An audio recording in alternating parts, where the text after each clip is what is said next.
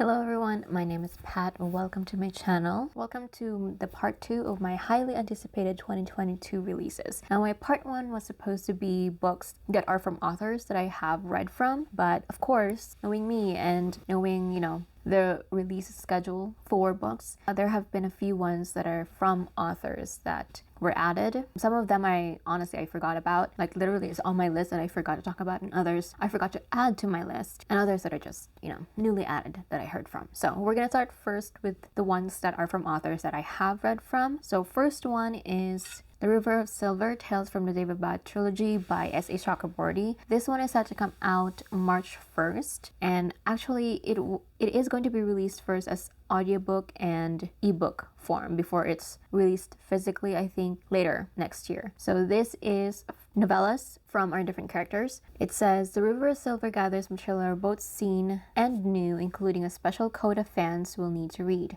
making this a perfect complement to those incredible novels. A few weeks ago, I read the Daevabad Trilogy and I loved it, and I've been wanting to read more from this world. I think I mentioned it from that reading vlog that I wanted to read more from this world and read more, not even necessarily from the characters, but more from other characters in this world, because I feel like it's a very expansive world. There's a lot of things that you can explore. We're going to get stories from Nari, Ali, and Dara. And it says also from those without a voice in the novels. So I guess other characters that we didn't follow. Very, very excited about this one. As you know, S.A. Chakraborty is like one of my favorite authors now because of the way that she writes. Not just, the world and the characters and how she's made them, but like her writing style I really loved. But of course, the way she, melds and kind of weaves the story and the characters all together, I just really love. So this one is March 1st. Next one. I can't believe that I forgot about this. Book Lovers by Emily Henry. This one comes out March 3rd. I don't know how I forgot about this one.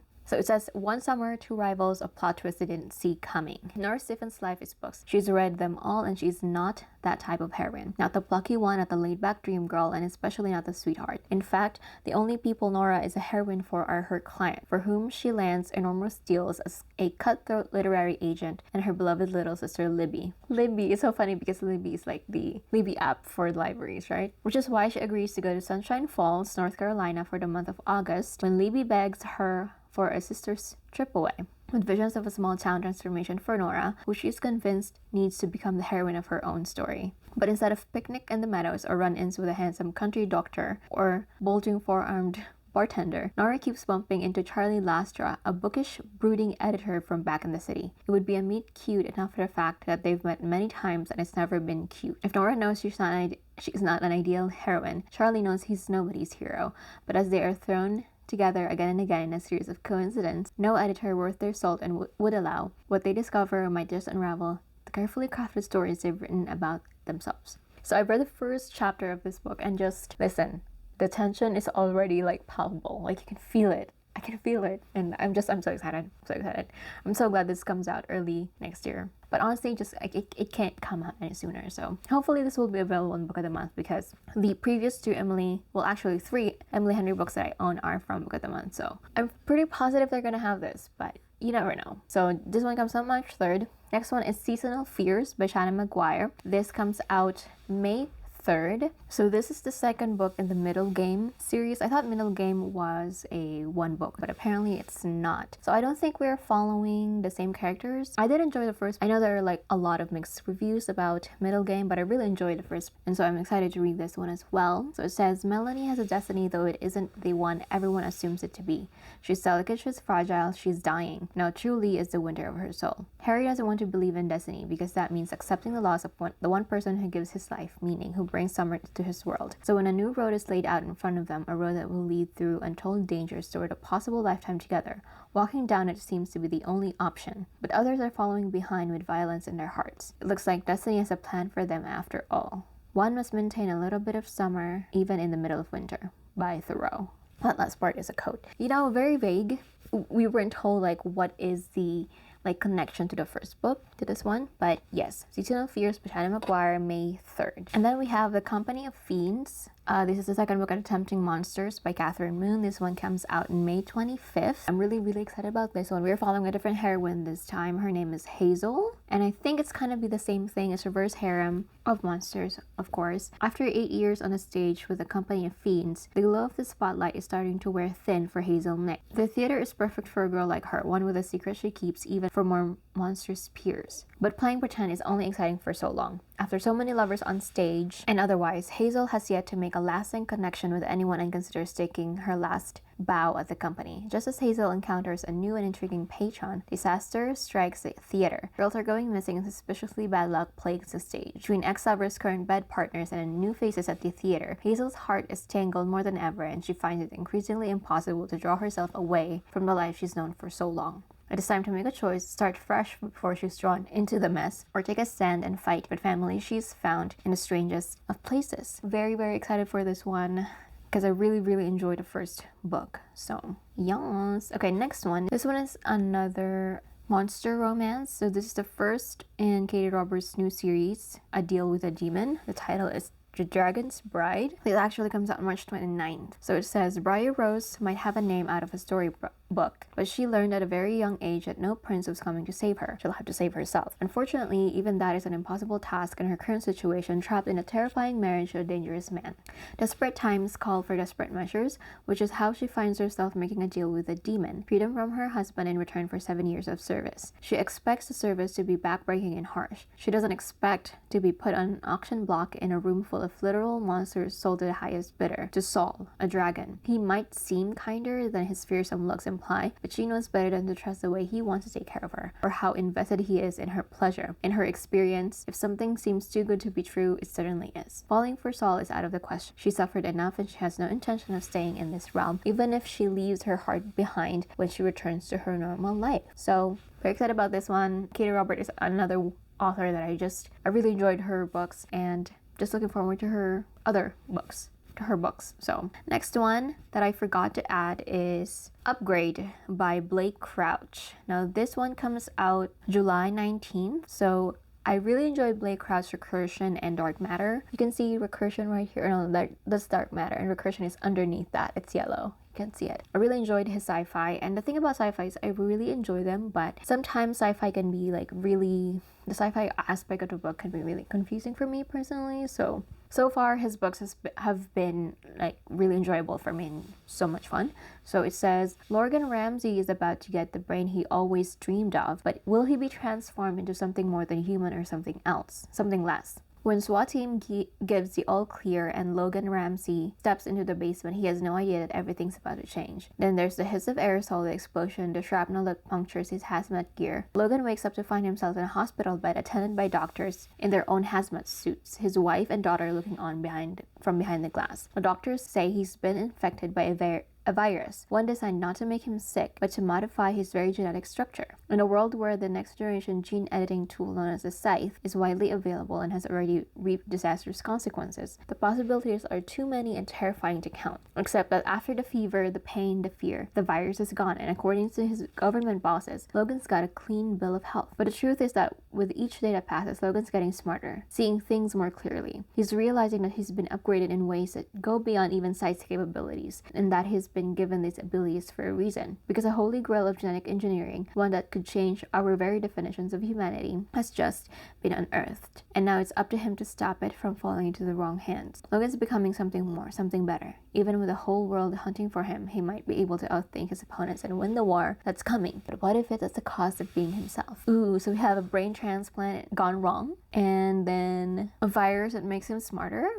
See, that's really interesting. That seems like so much fun to read, so I'm very excited about this one. And then we have Echoes and Empires by Morgan Rhodes. This one comes out January 4th. I read Morgan Rhodes' Fallen Kingdom series and I really enjoyed it, but it's been a while since the last release, right? So it's going to be the first book in a duology, following a snarky 17-year-old that must team up with an enigmatic criminal to cure herself of dangerous forbidden magic. So it says Justin Drake knows the only 3 things about magic. It's rare, illegal, and always deadly.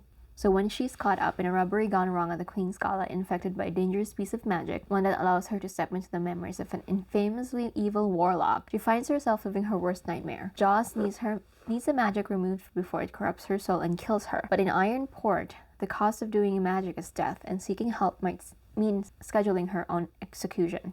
There's nobody she can trust. Nobody, that is, except unwanted criminal Jericho Knock, who offers her a deal. His help extracting the magic in exchange for magic itself. And though she's not thrilled to be working with a thief, especially one as infuriating and infuriatingly handsome as Jericho, Joss is desperate enough to accept. But Jericho is nothing like Joss expects. The closer she goes with Jericho and the more she sees the world outside her pampered life in the city, the more Joss begins to question the beliefs she's always taken for granted. Beliefs about right and wrong, and about power and magic, and even about herself. In an empire built on lies, the truth may be her greatest weapon. I actually have an arc for this one, so that's why I'm looking forward to reading this. And that's why I asked for the arc, because I'm really looking forward for reading this one. And then the next one is, again, another author that I've read from, is The Final Gambit. This is from Jennifer Lynn Barnes. It comes out August 30th. This is the third book in the Inheritance Games trilogy. And this is, I haven't read the first and the second, but I do own them. I thought it was going to be a duology. But I have read from Jennifer Lynn Barnes. I read her Naturals series. I think it's a 4 or 5 book series.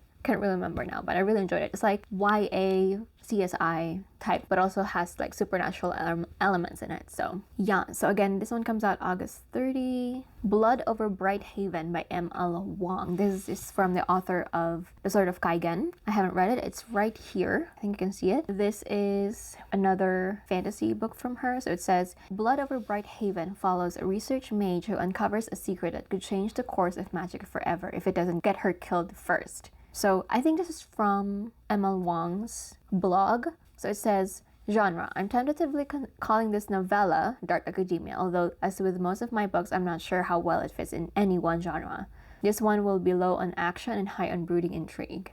Setting. Takes place in the Ultima universe, but in vastly different era and geographical location from Seven Forsaken, Gunpowder, Magnolia, and Sazuma, which all occur within the same couple decades. Unlike those sprawling flintlock epics, this novella focuses in one unseemingly utopian metropolis built on a high level of magical technology, and is a standalone, meaning you need absolutely no knowledge of my other works to follow the plot. This is an adult fantasy due to its dark themes than any explicit language or sexual content. That's the only thing that we know about. So it's going to be a novella set in her other world. I haven't read anything from M.L. Wang. I've actually only heard of The Sword of Kaigen. I haven't heard her other works that she mentioned here, Theonite and Ultima. So might have to check that one. No, this is Theonite, right? So this is a Theonite war story. So okay, next one is The Atlas Paradox by Olivie Blake. There's no date for this one yet. Oh, The Blood Over Bright Heaven is also doesn't have a date yet, but it's only 2022. This one is the second book in the Atlas 6 series. I haven't read Atlas 6, but I have really high expectations for that one. At the same time, I feel like it's one of those books that I feel like I know that I will love. It's Dark Academia. Second book on that one. Next one is Foul Lady Fortune by Chloe Gong. No date for this one as well, but it says this will come out in fall of 2022. This is the first book in her new duology. I think this is going to be. There are already some details about it out there, but nothing too specific. So this one again comes out fall of 2022. That's like the tentative date that it's going to come out. And then now we're gonna move on to those that have actual dates of release. But again, these are going to change, depending on publishing industry, what's gonna happen during that time. So the first one that I have here is Daughter of the Moon Goddess by Su Lin Tan. Now, the reason why this caught my attention, aside from the fact that a lot of people were talking about this, is because of the cover. It looked amazing. And this is the first book in a new duology. It says, a captivating debut fantasy inspired by the legend of Chang'e, the Chinese moon goddess, in which a young woman's quest to free her mother pits her against the most powerful immortal in the realm. Growing up on the moon, Xingyin is accustomed to solitude, unaware that she is being hidden from the fierce celestial emperor who exiled her mother for stealing his elixir of immortality. But when Xingyin's magic flares and her existence is discovered, she is forced to flee her home, leaving her mother behind. Alone, powerless, and afraid, she makes her way to the celestial kingdom, a land of wonder and secret. Disguising her identity, she seizes an opportunity to learn alongside the emperor's son, mastering archery and magic even as passion flames between her and the prince. To save her mother, Xingyan embarks on a perilous quest, confronting legendary creatures and vicious enemies across earth and skies. But when treachery looms and forbidden magic threatens the kingdom, she must challenge the ruthless celestial emperor for her dream, striking a dangerous bargain in which she is torn between losing all she loves or plunging the realm into chaos. Daughter of the Moon Goddess begins an enchanting romantic duology which weaves ancient Chinese mythology into a sweeping adventure of immortals and magic, where love vies with honor, dreams are fraught, and betrayal and hope emerges triumph. January 11th. I don't know if I said that right. This one comes out January 11th. It's 512 pages. That's long. Although I kind of appreciate it because it's a duology, you know. And with it being based in Chinese mythology, I feel like it's good as long because I feel like you have more space to expand the characters and the plot. We'll see. We'll see. The next one is The Bone Spindle by Leslie Vedder. This one is also another one that I requested an arc for, which I got, so I have an arc. So this is a Sleeping Beauty meets Indiana Jones fairy tale retelling. It says for the fans of Sorcery of Thorns and All the Stars and Teeth. I did like Sorcery of Thorns. It was okay. I didn't love it as much as a lot of people did, but I loved All the Stars and Teeth. So this one comes out also January 11th. So it says, Fee is a bookish treasure hunter with a knack for ruins and riddles who definitely doesn't believe in true love. Shane is a tough-ass dirt girl warrior from the north who likes cracking skulls, pretty girls, and doing things her own way. Briar Rose is a prince under a sleeping curse who's been waiting 100 years for the kiss that will wake him. Cursed princes are nothing but ancient history to Fee until she pricks her finger on a bone spindle while exploring a long-lost ruin. Now she's stuck with the spirit of Briar Rose until she and Shane can break the century-old curse on his kingdom. Dark magic, witch hunters, and bad exes all stand in her way, not to mention a mysterious witch who might wind up stealing Shane's heart, along with whatever else she's after. But nothing scares Fee more than the possibility of falling in love with Briar Rose. Set in a lush world inspired by beloved fairy tales, The Bone Spindle is a fast-paced young adult fantasy full of adventure, romance, fan family, and snark. This is the first book in a series. There's only one other book after this one, so I don't know if it's a duology or there's going to be more, but I love fairy tale retellings, and it sounds like it's going to be a lot of fun. I feel like there's already a lot of twists in there because instead of the princess being under the curse, it's the prince. Okay, and then we have The Girl Who Fell Beneath the Sea by Axie. This one comes out February 22nd. This one is another one that's like, the cover is the one that really caught my attention. So it says, deadly storms have ravaged Mina's homeland for generations. Floods sweep away entire villages while bloody wars are waged over the few remaining resources. Her people believe the sea god, once their protector, now curses them with death and despair. In an attempt to appease him, each year a beautiful maiden is thrown into the sea to serve as the sea god's bride, in the hopes that one day the true bride will be chosen and end the suffering. Many believe that Shimchong? Wait, it's a very popular Korean character, like from one of the older classics that they have. Okay, many believe that Shimchong, the most beautiful girl in the village and a beloved of Mina's older brother June, may be the legendary true bride. But on the night Chong is to be sacrificed, June follows Chong out to sea, even knowing that to interfere is a death sentence. To save her brother, Mina throws herself into the water in Chong's stead. Swept away to the spirit realm, a magical city of lesser gods and mythical beasts, Mina seeks out the sea god, only to find him caught in enchanted sleep. With the help of a mysterious young man named Shin, as well as a motley crew of demons, gods, and spirits, Mina sets out to wake the sea god and bring an end to the killer storms once and for all. But she doesn't have much time. A human cannot live long in the land of the spirits, and there are those who would do anything to keep a sea god from waking. Ooh. Now, I do have Axie O's other book, XOXO, which is I think Korean American girl falls in love with Korean guy who turns out to be an idol, and they meet again when she visits Korea. So I've heard mixed things about it, but I do have it, I own it, and I'm very interested in reading it. Next one, Dead Silence by S.A. Barnes, also set to come out February 8, 2022. Okay, I thought it was February 22nd. This one is described as Titanic meets The Shining. It's a SF horror novel in which a woman and her crew board a decades-lost luxury cruiser and find the wreck of a nightmare that hasn't yet ended. And I've heard a lot of people talk about this one, so I was like, that sounds interesting. And I read it and I was like, yeah, I'm gonna add this one. So it says, a ghost ship, a salvage crew, unspeakable horrors. Claire Kovalek is days away from being unemployed, made obsolete, when her beacon repair crew picks up a strange distress signal. With nothing to lose and no desire to return to Earth, Claire and her team decide to investigate. what they find at the other end of the signal is a shock. The Aurora, the famous luxury space liner that vanished on its maiden tour of the solar system more than 20 years ago. A salvage claim like this could set Claire and her crew up for life. But a quick trip through the Aurora reveals something isn't right. Whispers in the dark, flickers of movement, words scrawled in blood. Claire must fight to hold onto her sanity and find out what really happened on the Aurora before she and her crew meet the same ghastly fate. So this is set in space where it's like a Titanic type thing, but also with horror elements in it. Just all of it combined sounds really interesting. So very interested, of course, in reading this one. It just sounds really interesting. Okay, the next one is The Paradox Hotel by Rob Hart. This one also comes out February 22nd, just like The Girl Who Fell Beneath the Sea. The premise is really long, but from what I remember, it's a locked room murder mystery set at a hotel for time travelers, in which a detective must solve an impossible crime even as her own sanity crumbles. So it's like there are people who time travel and they stay at this hotel called the Paradox Hotel, and like a murder happens in this hotel, and I think there are like consequences across the different timelines for this murder, and if they don't solve it, all of that. So I'm very interested. Also sci-fi and fantasy, so of course.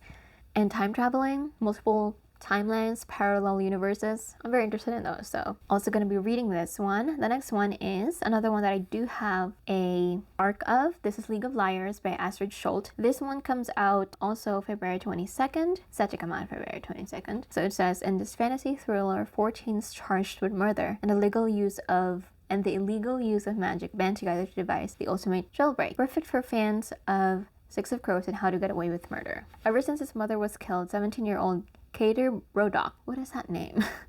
It's so hard to pronounce, has had one goal: to see illegal users of magic brought to justice. People who carelessly use extra-dimensional magic for their own self-interest without a care to the damage it does to society or those around them deserve to be punished as far as Katee is concerned, because magic has always has a price. So when Katee lands a once-in-a-lifetime opportunity to apprentice under a premier public defender, he takes it. If he can learn all the tricks of public defense, the better he'll be able to dismantle defense arguments when he's a prosecutor. Then he'll be able to make sure justice is served. But when he meets the 3 criminals he's supposed to defend, it no longer seems so black and white. They're teenagers like him, and their stories are complicated like his. For D&D, the prison where Katee's new clients are incarcerated also happens to be at the very heart of the horrible tear in the veil between their world and another dimension, where all magic comes from. League of Liars is a dark, twisted mystery set in a richly drawn world where nothing is as it seems, rife with magic, villains, and danger. So again, I'm very excited about this one. The next one is Love Decoded by Jennifer Yen. This one is set to come out March 8th, 2022. Again, very tentative. So it says, high school junior Gigi Wang strives to be the best, the top student, a perfect friend, and the ideal daughter. But it's tough when there's always someone who is just a little bit better. With college applications looming, she can't help but worry that she won't make the cut. Thankfully, her best friend Kyle never fails to find the right words and the perfect bowl of ramen to cheer her up. After her teacher, Miss Harris, announces she'll be nominating students for an app writing contest, Gigi is determined to be picked. After all, prize is an exclusive tech internship, sure to make her application stand out. But there's only one problem. She doesn't have a winning program. It isn't until transfer student Etta admits she's struggling to fit in at Superbia that Gigi stumbles on an idea. She'll use her coding skills and the matchmaking experience she's gotten from weekends with Auntie Rosie to create a friend matching app. Etta will meet new people and Gigi will guarantee her acceptance into college. It's foolproof. What Gigi doesn't expect is for her app to go viral around school. Soon she finds herself the center of a scandal and at odds with both Etta and Kyle. Can Gigi fix what went wrong? Will her desire to be perfect cause her people she cares about most? Sounds fun. Sounds like it's going to have a lot of drama, high school drama, which hopefully is going to be like very compelling and very interesting to read about. Yeah, I really love the inclusion of the app in here and the stress and pressure of getting into college. Because I remember those days. Next one.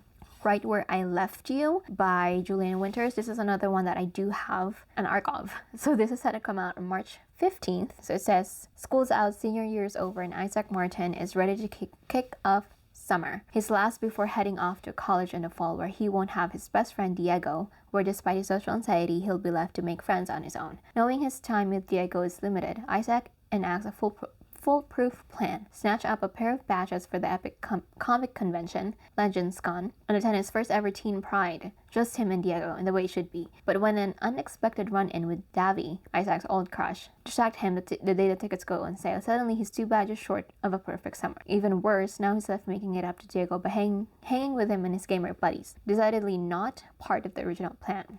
It's not all bad though. Some of Diego's friends turn out to be pretty cool, and when things with Davy start heating up, Isaac is almost able to forget about his Legends Con blunder. Almost. Because then Diego finds out what really happened that day with Davy, and their friendship lands on thin ice. Isaac assumes he's upset about missing the convention, but could Diego have other reasons for avoiding Isaac? Ooh. So, contemporary romance, probably hinting on a friends to lovers story. I'm excited. Next one is The Bone Orchard by Sarah A. Mueller. Another one that I saw a lot of people talk about and of course wanted to read it. It's set to come out on March 22nd. So it says, Charm is a witch and she is alone. The last line of conquered necromantic workers now confined within the yard of a regrown bone trees at Orchard House and the secrets of their marrow. Charm is a prisoner and a survivor. Charm tends to the trees and their clattering fruit for the sake of her children, painstakingly grown and regrown with its fruit. Shame, justice, desire, pride, and pain. Charm is a whore and a madam. The wealthy and powerful of Borengard come to her house to buy time with girls who aren't real, except on Tuesdays, which is when the emperor himself lays claim to his mistress Charm herself. But now Charm is the only person who can keep an empire together, as the emperor summons her to his deathbed and charges her with choosing which of his awful, faithless sons will carry on the empire, by discovering which one is responsible for his own murder. If she does this last thing, she will finally have what she has been denied her since the fall of Inchel, her freedom, but she will also be betraying the ghosts past and present that live on within her heart. Charm must choose her dead emperor's will or the whispers of her own ghost, justice for the empire or her own revenge. Sounds intriguing. Again, the cover caught me, but then it's the premise really that made me stay, you know, that kind of thing. Oh, I'm excited. I feel like there's going to be a lot of intrigue. There's going to be a lot of secrets. It's going to be dark. So I'm just really excited for this one. Next one is another one that comes out March 22nd. This is Remember Me Gone by Stacey Stokes. People come from everywhere to forget. At the Memory House in Tumbletree, Texas, Lucy's father can literally erase folks' heartache and tragic memories. Lucy can't wait to learn the family trade and help alleviate others' pain. And now at 16, she finally can. But everything is not as it seems. When Lucy practices memory taking on her dad, his memory won't come loose. And in that bit that Lucy sees, there's a flash of Mama on the day she died, tinged red with guilt. Then Lucy wakes up the next morning with a bruised knee, a pocket of desert sand, and no memory of what happened. She has no choice but to listen to Marco Warman, a local boy she's always wondered about who seems to know more than he should. As Lucy and Marco realize there are gaps in their own memories, they team up to fill in the missing pieces, to figure out what's really going on in their town and to uncover their own stolen history along the way. But as the mysteries pile up, one thing becomes certain. There are some secrets people will do anything to keep. So it says it's supposed to be coming out March 8th, but I have it March 22nd. So I'm not 100% sure. Again, it changes, you know, depending on the publishers, etc. Sounds interesting, right? I love that that like mystery with where it's like set in a small town type thing. Interesting. Okay, now this one is Hotel Magnifique by Emily J. Taylor.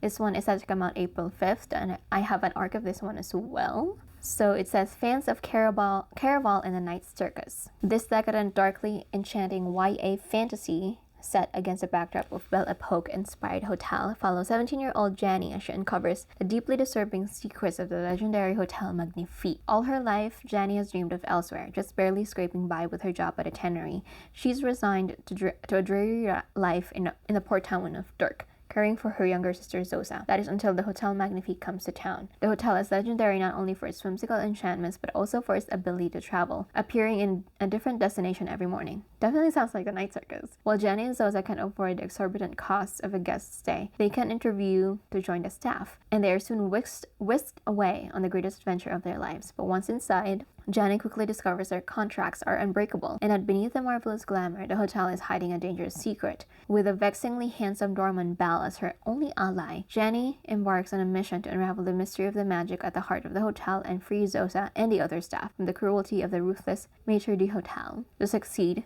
she'll have to risk everything she loves, but failure would mean a fate far worse from never returning home. Next one is The Stardust Thief, Chelsea Abdullah. This one comes out May 17th. Yeah, March 17th. March 17th. I thought it was May. Of course I'm gonna get that stuff wrong anyway. So it says, inspired by stories from 1001 Nights, the start a thief weaves ripping tale of a legendary smuggler, a cowardly prince, and a dangerous quest across the desert to find a legendary magical lamp.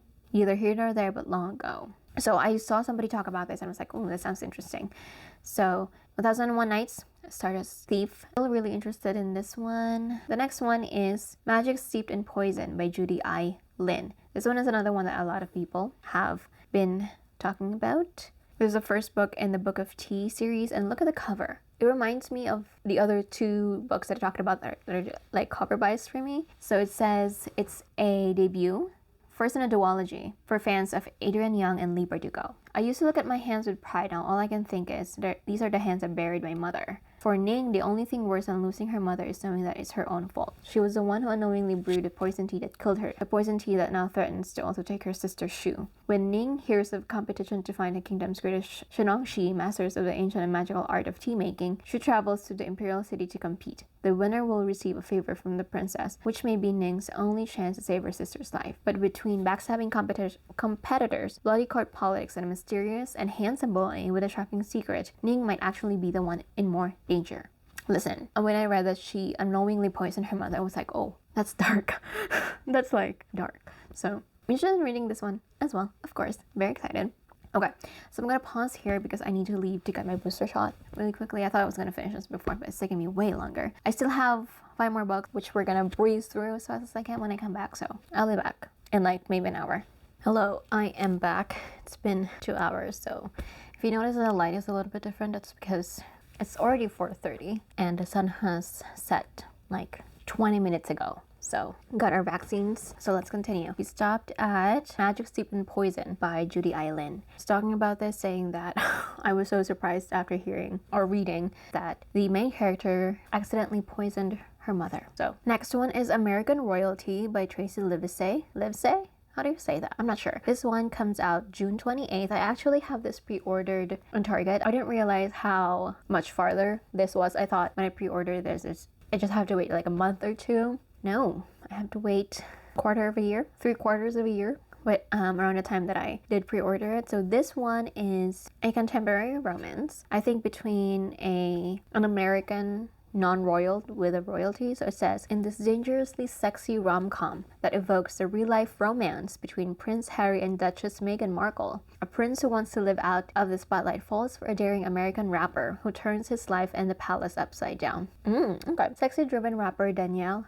Duchess Nelson is on the verge of signing a deal that will make her one of the richest women in hip-hop. More importantly, it'll grant her control over her life, something she's craved for years. But an incident with a rising pop star has gone viral, unfairly putting her deal in jeopardy. Concerned about her image, she's instructed to work on generating some positive publicity, or else. A brilliant professor and reclusive royal, Prince Jameson prefers life out of the spotlight, only leaving his ivory tower to attend weddings or funerals. But with the Queen's children involved in one scandal after another, and Parliament questioning the viability of the monarchy, the Queen is desperate. In a quest for good press, she puts Jameson in charge of a tribute concert in her late husband's honor. Out of his depth and resentful of being called to service, he takes the advice of a student. After all, what's more appropriate for a royal concert than a performer named Duchess? Too late, Jameson discovers the American rapper is popular, sexy, raunchy, and not what the Queen wanted, although he's having an entirely different reaction. Daddy knows this is the good exposure she needs to cement her deal, and it doesn't hurt. The royal wedding things is fine as hell. Turn together to give in to the explosive attraction flaring between them. But as the glare of the limelight intensifies and outside forces try to interfere, will the prince and duchess be a fairy tale romance for the ages or a disaster of palatial proportions?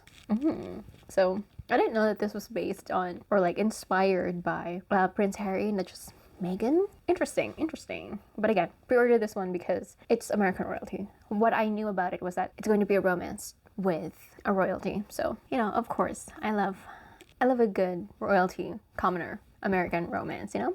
All right, next one is another one that actually I have seen other people talk about, and that's the reason why it's in my to read list, and this is The Book Eaters by Sunyi Dean. And I know that this is a story of like motherhood, but also like they actually like physically eat books. And what happens is that they consume the books and they consume the knowledge. So it says, it's the story of motherhood, sacrifice, and hope, of queer identity and learning to accept who you are, of gilded lies and the danger of believing the narratives others create for you. The main character learns that her son, Devin, is born with a rare and darker kind of hunger, not for books but for human minds. So it's kind of a fantasy, I think kind of dystopian as well. It gives me that dystopian feel in terms of like the premise. So this comes out August 9th. And then the next one is from Ali Hazelwood, the author of The Love Hypothesis. She has a few novellas coming out next year, set for release during the spring. She has a book coming out on August 23rd called Love on the Brain, and I think this is like a companion novel to Love Hypothesis. There is no premise yet, at least on Goodreads that I've seen, but this is still like women in STEM and romance. So this comes out again August 23rd. And then she has Below Zero, which comes out July 5th. Stuck With You comes out June 7th. And Loath to Love You comes out November 30. And I think because these are novellas, these are also going to be initially ebook releases and audiobook releases, and then it's going to come out physically. That's what I remember hearing. But I know for sure that they're going to be released as ebooks first. So there's that. And then we also have The Oleander Sword by TASHA SURI. This is the second book after The Jasmine Throne, which I do own and I am interested in reading. Again, this comes out August 18th. I have not read The Jasmine Throne, but I've heard a lot of really good things about it, although there were some people who weren't a big fan of it. It wasn't bad.